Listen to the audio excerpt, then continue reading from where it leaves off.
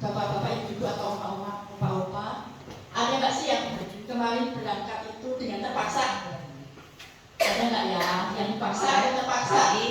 Yang dipaksa nih mau berangkat kan? Ada yang dipaksa nggak ya berangkat retreat kali ini? Dibujuk nih sama panitia, ayo dong ikut. Ayo itu doa, ayo gitu. Atau dengan kesadaran sendiri ada kerinduan untuk mengikuti keluarga pada saat ini.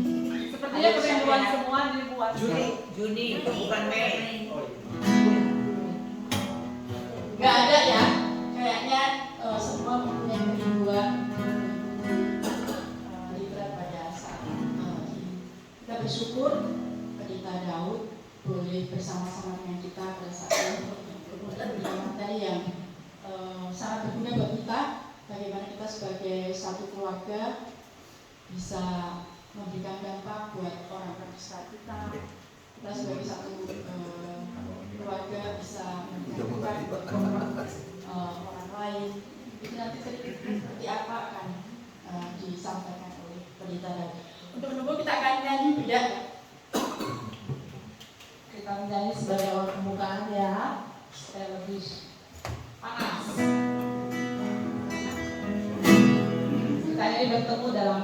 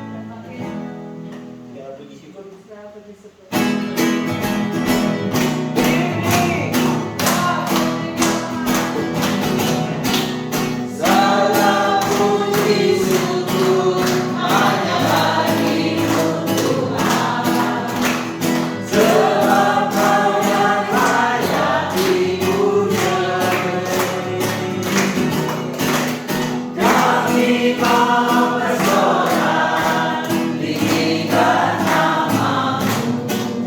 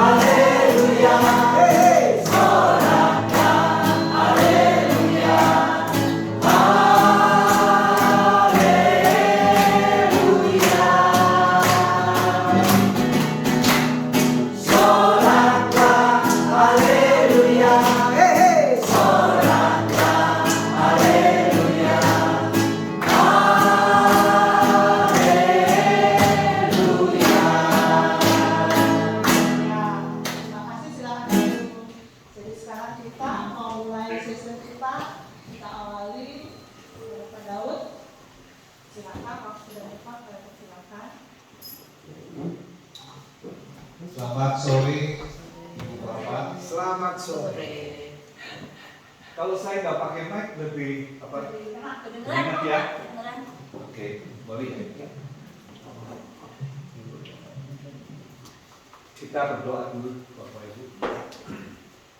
Tuhan, kami akan memulai bukan saja sebuah retret, tapi kalau kami mau menghayati tiap-tiap sesi, ini adalah perjalanan spiritualitas kami yang mungkin saja tidak langsung kami bisa cerna, tidak langsung kami bisa memahami, tidak langsung juga kami bisa berubah dan membaharui kehidupan kami seturut dengan kehendak-Mu, yaitu diberkati untuk menjadi berkat.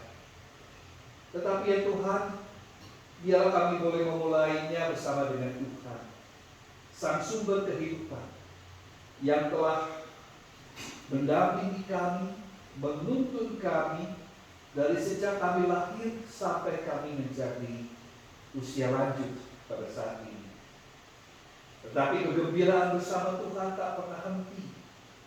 Walaupun mungkin ada saat-saat di mana kami dalam keadaan susah, sakit, kecewa, dan segala macam hal-hal yang membuat kami terkuras emosi kami, pikiran-pikiran negatif dan bahkan perbuatan negatif kami.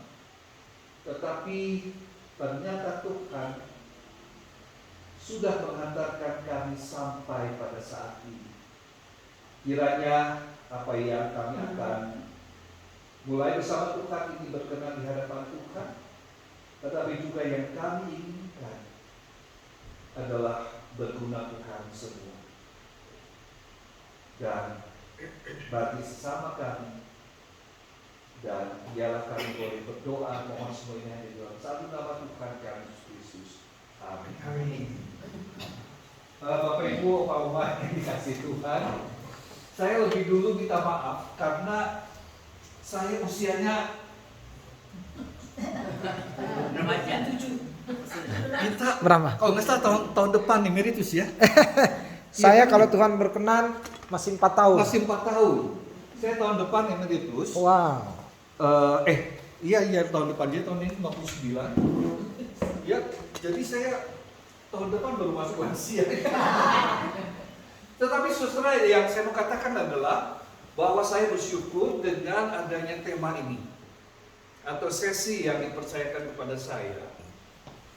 Dalam artian saya harus mempersiapkan diri. Karena firman Tuhan itu mengatakan bermata dua kan? Buat saya, tapi juga buat orang lain. Buat saya lebih dulu, baru. Artinya adalah ketika majelis jemaat menetapkan saya emeritus tahun depan, pikiran saya sudah harus maju. Dan ini dibantu.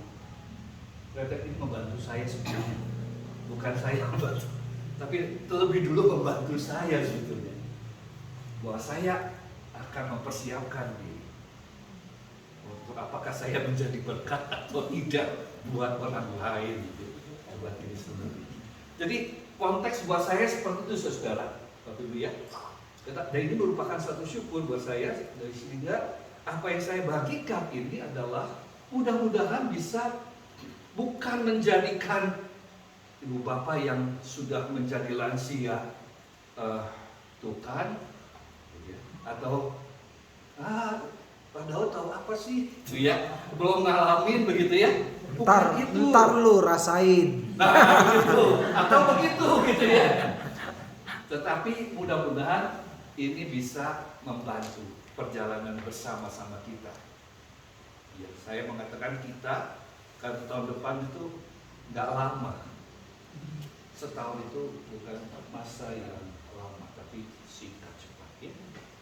Begitu Bapak, supaya kita mengerti, ini juga pergumulan saya, ini juga hasil dari refleksi saya juga. Begitu. Oke, di slide pertama itu diperlihatkan perkiraan lansia di Indonesia. Nanti bahannya mungkin kalau bisa ada yang mau bisa Di copy ya, terima kasih. Indonesia tahun 2035 ada 48,2 juta jiwa lansia. Cukup banyak. Dan dibandingkan dengan apa yang dikatakan 2045 Indonesia emas, ya begitu ya. Lalu juga anak-anak muda akan semakin banyak. Berarti apa? Data ini mau bicara apa kepada kita? 2035 mudah-mudahan kita masih bisa sampai ke sana. Jika Tuhan berkehendak, gitu ya. Masih jauh. Apakah saya masih sampai ke sana apa enggak gitu ya? Masih 12 tahun lagi. Nah, 12 tahun lagi. Bisa kan? Bisa Pak. Bisa ya? Bisa. Oke, nanti ya. Kalau bisa oke ya.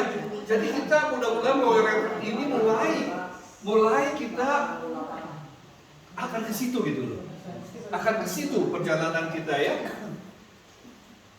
Jadi harapan hidup lansia di Indonesia itu semakin tinggi. Ya. Semakin tinggi.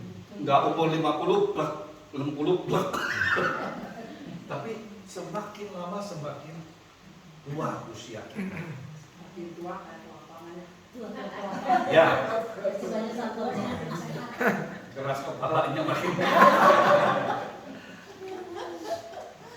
Jadi Bapak Ibu, ya jangan putus asa. Data ini memperlihatkan kepada kita, aku harus, ini berkat Tuhan buat Indonesia. Ini berkat Tuhan buat Indonesia ya. Dibukakan kepada kita, apakah saya menjadi salah satu bagian dari orang-orang ini? Ya, slide berikut. Nah, mulai nih. Ini adalah kakek Kang, usia 83 tahun, tahun 2020. 83 tahun. Udah tahun 2020. Apa yang membuat dia rasanya muda? Happy terus. Dari mana bisa dia happy? Itu kan masih muda kelihatan. Masih muda katanya. 83 tahun. Gayanya masih muda. Gaya. Bisakah kita bergaya seperti itu? Mungkinkah? Mungkin. Bisa. Bajunya Pak mahal loh. Kan ada yang KW. Ada yang tahu ya? Mahal tapi pantas. Ini pantas nggak? Pantas. Pantas kakek Kang ini pantas ya. Nah, jadi Bapak Ibu Saudara, ini penampilan. Ya, penampilan. Orang mengatakan usia itu apa? Boleh lanjut tetapi pola pikir masih muda. Tua itu di pikiran atau di penampilan? Di pikiran, di penampilan masih muda. Kebalik ya jadinya, kebalik ya. Jadi tua itu bisa semakin ada di dalam spiritualitas, batiniah, mentalitas kita. Tetapi penampilan kita masih bisa kayak anak muda. Karena itu, ayo kita pulang dari reret ini. Coba dandanan gitu. Pakai kain spray. Ya saya sengaja begini, saudara. Saya sengaja begini untuk apa? Memperlihatkan. Tadi kan ada yang ngomong juga, pada waktu itu. Anak muda banget ya. Karena apa? Kita bisa seperti itu. Kita bisa berpenampilan lebih fresh, lebih ceria dan sebagainya. Ini penampilan.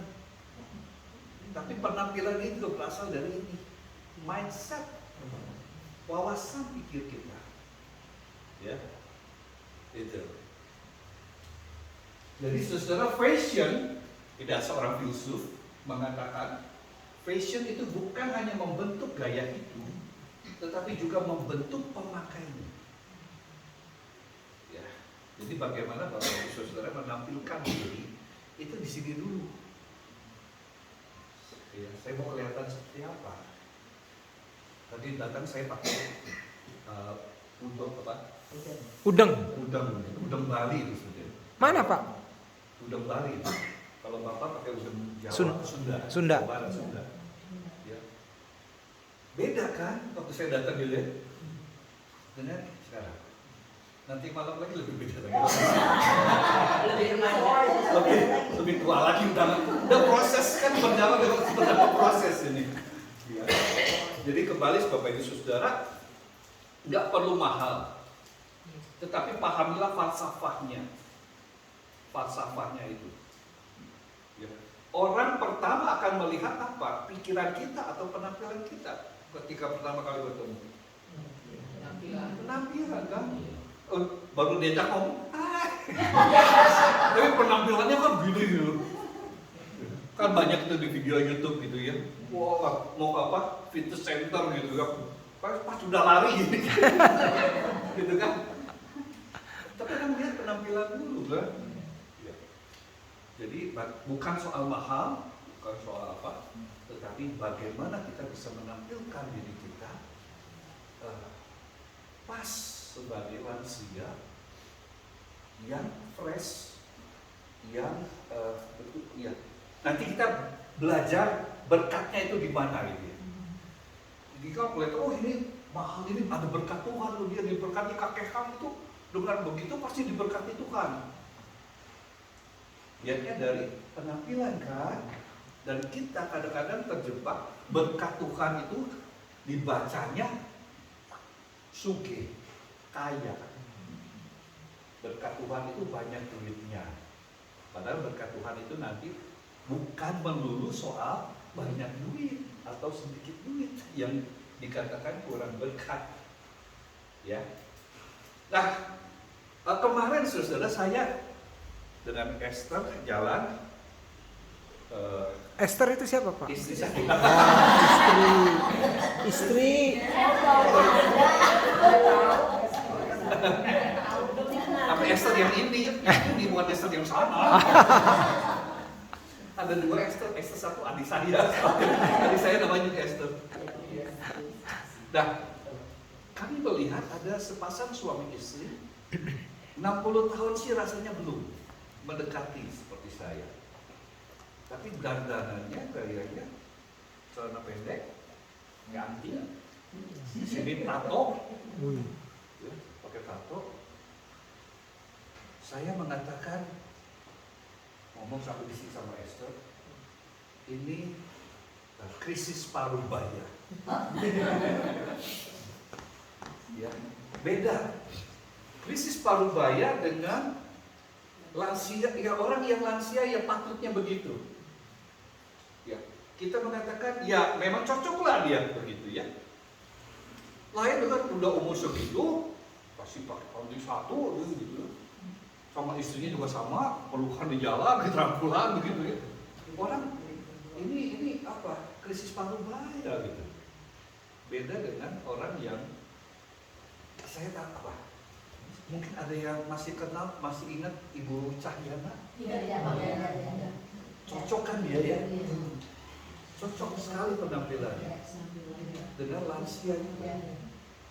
Enggak harus mewah, harus mahal. Iya. Tapi di belakang dia ada mindset tertentu itu. Bukan soal dia mau tampil apa, tetapi di sini belakang dia ada. Saya suka terpesona ketika beliau menyampaikan kata-kata sambutan pada waktu acara di BPK Penabur misalnya begitu. Mulainya dengan ilustrasi dulu. Dan artinya apa? Dia prepare, persiapan ya, untuk tampil itu. Dan yang mau kita lihat adalah persiapan kita menuju lansia yang diberkati Tuhan. Oke, next. Nah, ini mulai. Saya ini siapa? Coba kita renungkan. Saya pakai ilustrasi dari bawang merah yang dilepasin dapat dikupas itu ya, satu persatu apa gitu lapisannya itu ya. Coba, nama saya siapa? Saya Daud Solihin. Pekerjaan profesi pendeta. Hobi saya baca nonton sejak jalan-jalan, ya, kupas terus sampai inti. Tetapi dari inti itu baru oh ternyata saya yang inti ini sebetulnya dibentuk juga oleh lapisan-lapisan di atasnya. Tanpa lapisan itu saya nggak ada juga. Saya kosong sampai akhirnya intinya saya ambil sendiri juga, saya copot semuanya. Daud itu bisa nggak ada lagi, nggak ada siapa-siapa.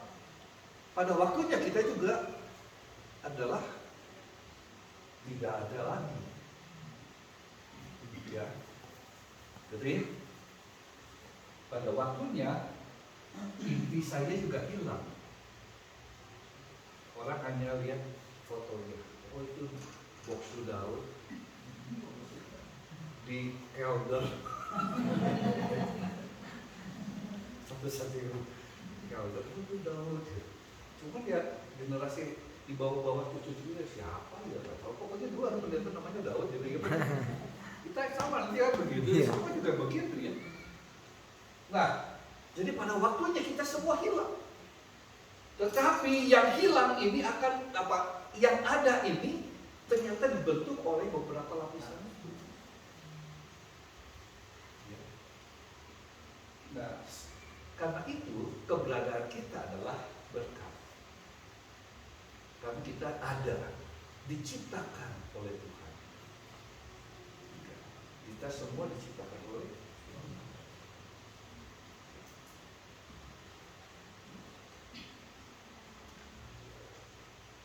Nah, mari kita lihat lapisan-lapisan ini. Saya sebagai pendeta, saya mungkin dibeli sebagai guru dulu, bekerja sebagai mana. Saya ada karena dulu pekerjaan itu juga yang membentuk saya sampai sekarang ini. Kita tidak akan bilang penyesalan terhadap masa lalu. Kita justru ada sekarang karena ada masa lalu. Saya suka katakan pada orang-orang yang mau ikut kateksasi tetapi dari beragama lain. Saya katakan jangan menyebut agama lain itu adalah agama yang sesat atau salah. Itu kamu pernah yakini di situ dan itu sudah pernah menjadi bagian dirimu sekarang ini. Hanya sekarang kamu masuk. Ada yang baru. Yang baru ini ada penyesuaian. Ada yang harus direformasi, diperbaharui. Ya, bukan berarti yang lama semua itu salah. Semua itu sesat. Semua itu nggak benar. Ya, saya juga mungkin dulunya ada yang nggak benar juga. Ya. Ini satu lapisan. Sehingga seluruh saya bawang merah ini, saya yang namanya Daud inilah berkat Tuhan. Ada kalimat berkat yang suka diucapkan pendeta ketika pemutusan ibadah. Tuhan memberkati engkau dan melindungi engkau. Tuhan menarik engkau dengan wajahnya dan memberi engkau kasih karunia. Tuhan menghadapkan wajahnya kepadamu dan memberi kau damai sejahtera. Tapi dimulainya adalah dengan Tuhan memberkati engkau. Engkau bukan sekedar ada, tetapi adamu ini adalah karena berkat Tuhan. Tuhan memberkati. Nah, karena itu kalau ini diucapkan bagian pemutusan dari tata ibadah, ini melengkapi bagian ibadah itu. Dari pusat pemberitaan firman Tuhan, khotbah, studi. Apa yang sudah diperlengkapi Tuhan, jangan membuat kamu gentar, jangan membuat kamu takut, jangan membuat kamu tidak percaya ketika kamu masuk ke dalam dunia ini. Ya. Yang ada seperti domba di tengah-tengah, masih serigala ya. Masih. Sekarang lagi dipotong dombanya. Hari ini sudah Muhammadiyah. besok. Muhammadiyah udah. Ya. Nah, mari saya ajak Bapak Ibu untuk mulai merenungkan. Ketika saya misalnya pulang retret ini, ya kayak saya suka pakai ilustrasi gini. Kita ini di atas gunung kayak murid-murid Sholim, lagi berburu. Cuman kan kita tidak akan ada di atas gunung terus. Iya. Harus Turun gunung. kumaha cucu saya, kumaha Suyati, kumaha ini harus balik kan. Tetapi apakah balik atau turun ke kehidupan sehari-hari, apakah orang-orang akan melihat wajah kita seperti wajah Musa yang bercahaya? Atau Karena ada perjumpaan dengan Tuhan. Tuhan. Ya. Saya hanya mengantar Bapak Ibu untuk mengalami perjumpaan dengan Tuhan di sini. Sebelum turun ke bawah, ke dalam hidup sehari-hari. Sama aja sih, ketemu suami yang jengkel, ketemu cucu yang cuman apakah ada enggak perubahan itu? Ya. Orang-orang bisa lihat si emak udah turun dari Bu Wisma Berkat kok jadi beda sekarang. Bedanya apa? Enggak cerewet. Itu mah nggak bisa hilang. Oh enggak ya? Nggak bisa hilang. Nggak bisa hilang. Enggak bisa. Oh gitu, nggak bisa hilang. Waktu turun dari gunung, mintanya dibeliin jas kayak si Opai. Salah ya jadinya retete ya. Jadi next lagi tolong. Nah kata berkat dalam perjanjian lama, saudara, Kisah 1 ayat 22, Tuhan menciptakan langit bumi dan segala isinya. Ada penugasan Allah memberkati semua. Setelah diciptakan, Allah mengatakan ada berkat Tuhan pada ciptaannya. Lalu ada kemurahan yang Tuhan karuniakan kepada umatnya. Allah menyediakan kebutuhan umat dalam perjalanan di padang gurun. Dikasih apa sama Tuhan? Mana? Gak ada. Mana? Nggak ada. Justru yang tidak ada itu dari Tuhan diciptakan jadi ada. Mana? Jadi itu adalah makanan yang tidak bisa disimpan, nggak boleh disimpan. Kalau disimpan basi, nggak bisa dimakan. Hanya untuk hari ini. Ajakannya apa? Maknanya apa? Dari turunnya mana bagi bangsa Israel di padang gurun. Rezeki dari Tuhan hari demi hari Tuhan siapkan.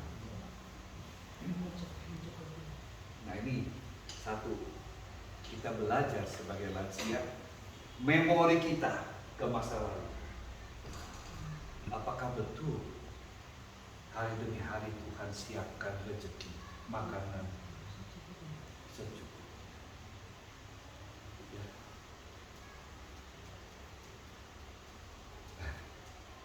Buat saya yang akan emeritus, saya tahu Tuhan pasti siapkan. Ya. Lalu apa? Ada karunia-karunia benda yang bersifat material. Amsal 10 ayat 22. Kita buka. Amsal 10 ayat 22 mengatakan, berkat Tuhanlah yang menjadikan kaya, susah payah tidak akan menambahinya waktu. Padahal selama ini kita cari kekayaan lewat susah payah. Ini gimana firman Tuhan? Ini Alkitab. Kok ngomongnya beda dengan realita kehidupan sehari-hari? Benar gak? Kita cari upah dari pagi sampai malam, lembur. Ya, anak saya kan baru kerja. Aduh, lembur sampai jam 1 pagi. Sebagai orang tua teh. Tapi buat saya, Di sisi lain ya, sisi lain rasain. Kerjanya begitu, gitu ya. Sebagai orang tua kan, cuma di sisi lain rasain. Ya begitulah baru keluar dari rumah, keluar dari sarang gitu kan ya. Dia harus belajar terbang, ya terbanglah. Gitu kan. Nah, Bapak Ibu Saudara, kembali pada lapisan bawang tadi. Soalnya gitu. Kekayaan itu adalah juga menjadi bagian berkat Tuhan itu buat kita. Sehingga melalui ayat ini dikatakan jangan kita bermegahkan diri dengan kekayaan kita. Tetapi semua itu adalah berkat Tuhan. 28 ayat 20. Orang yang dapat dipercaya mendapat banyak berkat. Tetapi orang yang ingin cepat menjadi kaya tidak akan luput dari hukuman. Saya tidak tahu ini penulis Amsal ini mungkin belajar dari hukum alam yang mengatur begitu. Ya, orang yang ingin cepat kaya, ya, bisa dengan cara apa saja kan? Korupsi, nipu, atau tidak harus menjadi orang jahat, bisa juga. Hukumannya apa? Bebannya apa? Sanksinya apa? Yang memberatkan dia apa? Ya, nggak punya dasar yang kuat. Seorang cerita anak dia, dia harus kerja sama orang lain, bukan sama papahnya sendiri. Papahnya orang kaya, papahnya punya industri, papahnya orang yang berhasil. Tapi anaknya harus kerja tempat lain dari awal supaya punya dasar yang kalau nggak punya dasar yang kuat, dia hanya ngertinya ada uang dibelanjakan, dipakai. Kalau nggak ada uang, dia bingung dapatnya dari mana. Itu kan sumber persoalan di situ. Ya. Jadi nggak perlu harus menjadi orang yang melakukan sesuatu yang jahat atau apa gitu. Tapi ini yang dasarnya. Pegangan orang kalau yang latihan silat mah kuda-kudanya kudu kuat basicnya. Terima kasih. Jadi antara berkat dan memberkati berhubungan erat. Allah yang memiliki berkat sekaligus berhasrat untuk memberkati. Dan ini akan kita pakai untuk bisa menerangi, memberi penjelasan pada tema blessed to be a blessing. Kita diberkati sama seperti Allah memberkati kita, tetapi kita juga memberkati orang lain seperti Allah ingin memberkati orang lain. Nah, kalau dalam perjanjian baru itu bisa paralel 3 ayat 26. Kisah para Rasul. Kepemilikan rumah. Kenapa? KPR, Oh, KPR. kredit pemilikan rumah. Dan bagi kamulah pertama-tama Allah membangkitkan hambanya dan mengutusnya kepada kamu supaya ia memberkati kamu dengan memimpin kamu masing-masing kembali dari segala kejahatanmu, memanggil engkau dari kegelapan menuju terang ajaib, memberkati kamu dengan memimpin kembali dari segala kejahatan. Ya. Jadi berkat Tuhan itu bukan soal materi saja. Semata-mata Tuhan tidak mengajak kita untuk pusatnya berkat Tuhan itu adalah kekayaan, uang. Tetapi yang memanggil kita dari kegelapan kepada terang itu udah berkat. Bukan harus menjadi orang jahat tuh. Orang jahat itu adalah kejahatan itu adalah niat yang dibuahi dalam perbuatan. Di sini dulu kan, ya, ininya dulu, in mind-nya dulu. Stephen Covey mengatakan everything, segala sesuatu itu dimulainya dari mind, dari pikiran, dari cara berpikir kita. Dan kalau cara berpikir kita gelap, gampang deh. Bikin aja api, letus, jadilah marah, emosi lah, perbuatannya macam-macam.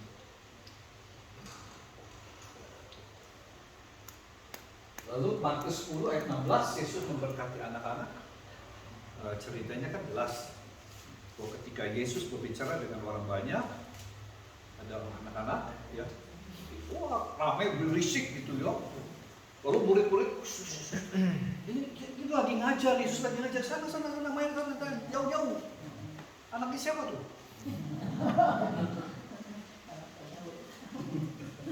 Udah gitu kan, Yesus nggak bilang begitu kan?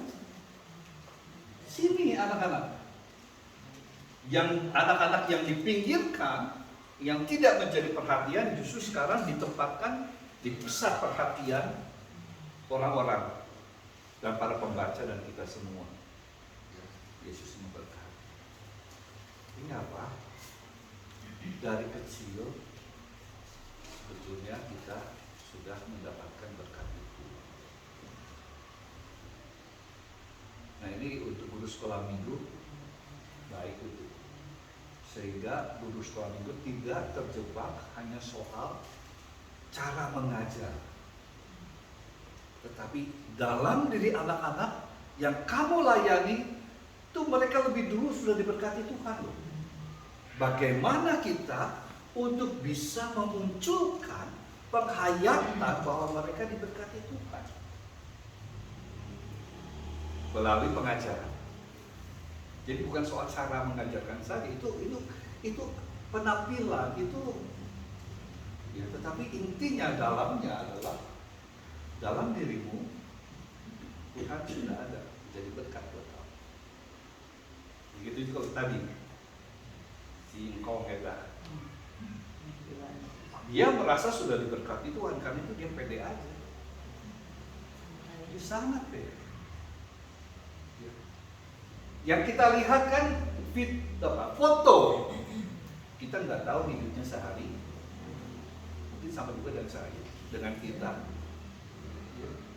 Nggak mungkin kita pakai baju kayak gitu tiap hari, iya kan?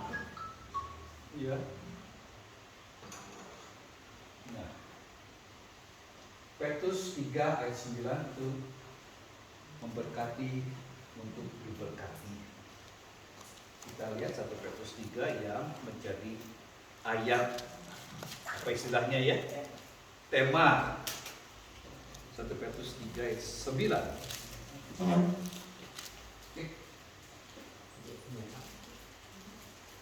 Salah.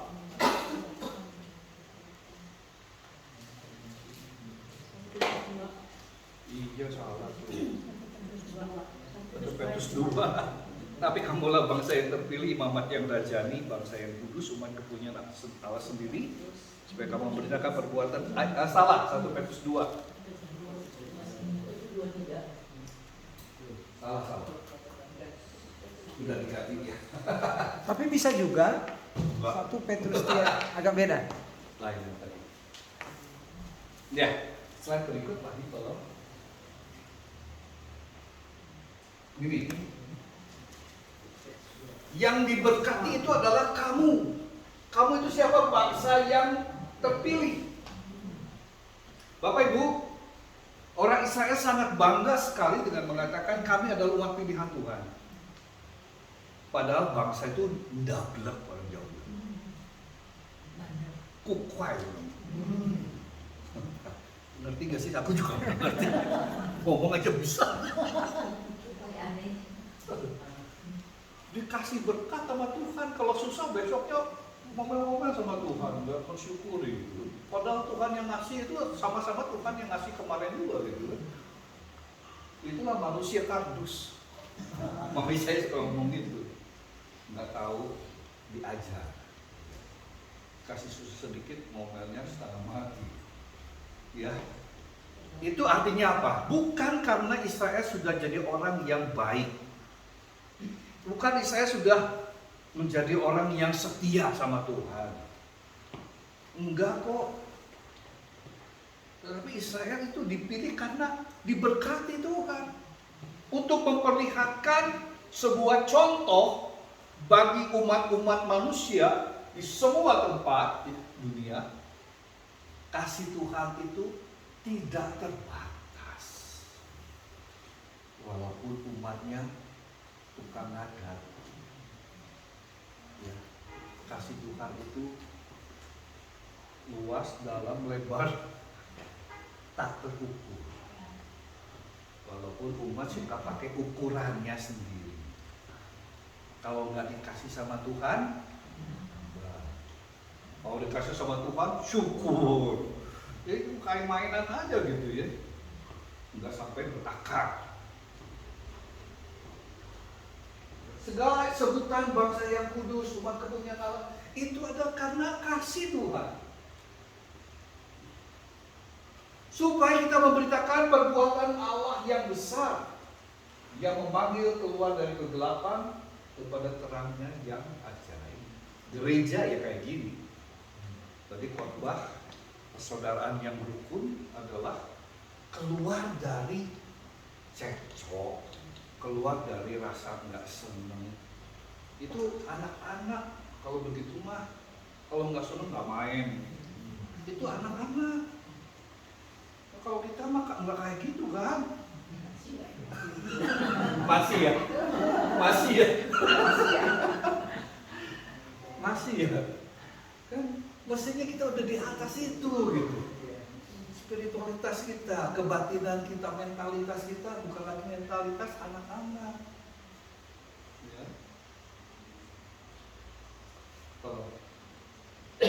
Nah, ada berapa teman kita ada di sini, berapa manusia yang ada di sini. Kita bisa main. Hitung.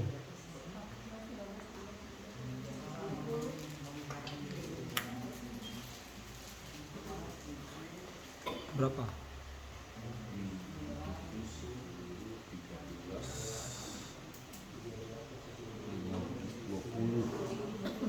20 ya.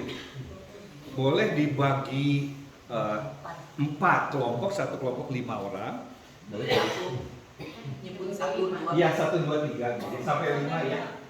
1, 2, 3, 4, 5. 1, 2, 3.